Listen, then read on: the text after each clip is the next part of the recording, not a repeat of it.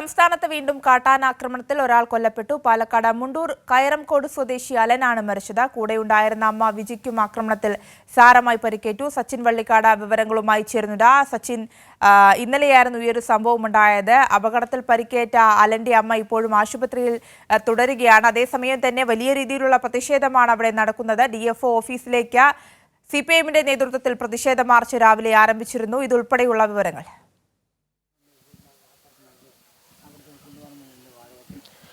ആര്യ, വലിയ ദാരുണമായ സംഭവമാണ് ഇന്നലെ വൈകിട്ട് 7:30 പാലക്കാട് മുണ്ടൂർ കയറൻകോട് ഉണ്ടായിട്ടുള്ളത്. കാരണം അമ്മയും മകനും പുറത്തുപോയി സാധനങ്ങളൊക്കെ വാങ്ങി ബന്ധുവീട്ടിൽ നിന്നും തിരിച്ചു വരുമ്പോഴാണ് കാട്ടാനയുടെ ആക്രമണത്തിൽ മകൻ അലൻ കൊല്ലപ്പെടുന്നത്. 22 വയസ്സായിരുന്നു. അമ്മയ്ക്ക് ഗുരുതരമായ പരിക്കേറ്റിട്ടുണ്ട്. ആദ്യം പാലക്കാട് ജില്ലാ ആശുപത്രിയിലും തുടർന്ന് വിദഗ്ധ ചികിത്സക്കായി തൃശ്ശൂർ മെഡിക്കൽ കോളേജ് ആശുപത്രിയിലേക്കും പ്രവേശിപ്പിച്ചിട്ടുണ്ട്. ഈ മേഖല നിരവധി വന്യമൃഗ ങ്ങളുടെ ശല്യമൊക്കെ ഉള്ള ഒരു മേഖലയാണ് എന്ന് തന്നെയാണ് നാട്ടുകാർ പറയുന്നത്. അതായത് ഇടയ്ക്കിടയ്ക്ക് ഈ മേഖലയിൽ കാട്ടാനകൾ ഇറങ്ങാറുണ്ട്. കഴിഞ്ഞ ദിവസം ഈ മേഖലയിൽ കാട്ടാന ഇറങ്ങിയിരുന്നു എന്ന് തന്നെയാണ് നാട്ടുകാർ പറയുന്നത്. നാട്ടുകാരൊക്കെ ഇവിടെ തന്നെ ഉണ്ട്. കാരണം ഈ മേഖലയിൽ വ്യാപകമായി കൃഷിയും അതേപോലെ തന്നെ മറ്റും ചെയ്ത് വരുമാനമൊക്കെ കണ്ടെത്തുന്ന ആളുകളാണ്. അത്തരത്തിൽ വലിയ രീതിയിലുള്ളൊരു കാട്ടാനയുടെ ഒരു ശല്യമുള്ള മേഖല എന്ന് തന്നെയാണ് നാട്ടുകാർ പറയുന്നത്. എപ്പോഴും 5, 5:30, 6 മണിയായ ഇവിടേക്ക് ആന ഇറങ്ങും. എത്ര പറഞ്ഞിട്ടൊന്നും കാര്യമൊന്നുമില്ല. അത് പറയും, അവർ വരും, ഒന്ന് പടക്കം പൊട്ടിക്കും പോകും. സാറുമാർ വരും, പടക്കം പൊട്ടിക്കും പോകും.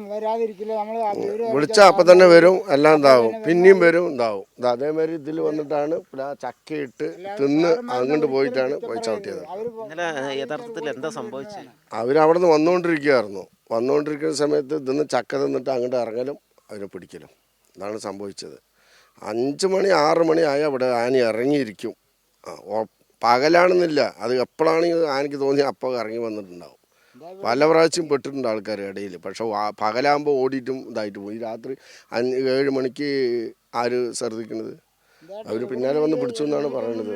മുകളിലേക്ക് ഒരു 150 മീറ്റർ മുകളിലേക്കാണ് പോയി കഴിഞ്ഞാൽ ആന അവിടെ തന്നെ ഉണ്ടാവും. വേറെ ഒന്നുമല്ല. ഇത് അവിടെ പോയി കഴിഞ്ഞാൽ അവിടെ ആന കാണും, ഉറപ്പാണ്. ഇനി ആന കാണിച്ചു തരും, സാറുമാർ കാണിച്ചു തരുമെന്ന് പറഞ്ഞാൽ അതിനോട് യാതൊരു നിവൃത്തിയില്ല സാറേ. അതുകൊണ്ടാണ് പറയുന്നത്.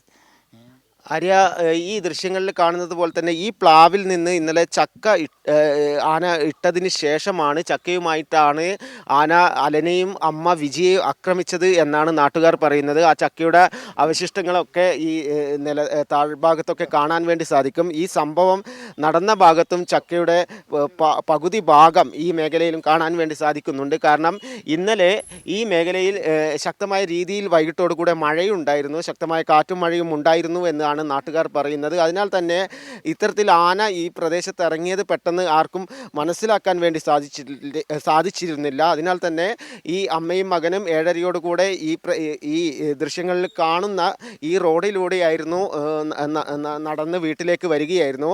ഈ റോഡിൽ ഈ സമീപത്ത് ഒരു ചക്കയുടെ പകുതി ഭാഗവും അതേപോലെ തന്നെ അമ്മയും മകൻ അലനും ആക്രമിക്കപ്പെട്ടതിൻ്റെ എല്ലാവിധ സാധനങ്ങൾ, അതായത് പാലും അതേപോലെ തന്നെ മറ്റും വാങ്ങിയാണ് അലനും അമ്മ വിജിയും വീട്ടിലേക്ക് വന്നുകൊണ്ടിരുന്നത്. ഈ ദൃശ്യങ്ങളിൽ കാണുന്നത് പോലെ തന്നെ ഈ പാലടക്കം ഈ റോഡിൽ തന്നെയാണ്. ഇവിടെ വെച്ചാണ് കാട്ടാനയുടെ ആക്രമണം ഉണ്ടായിരിക്കുന്നത്.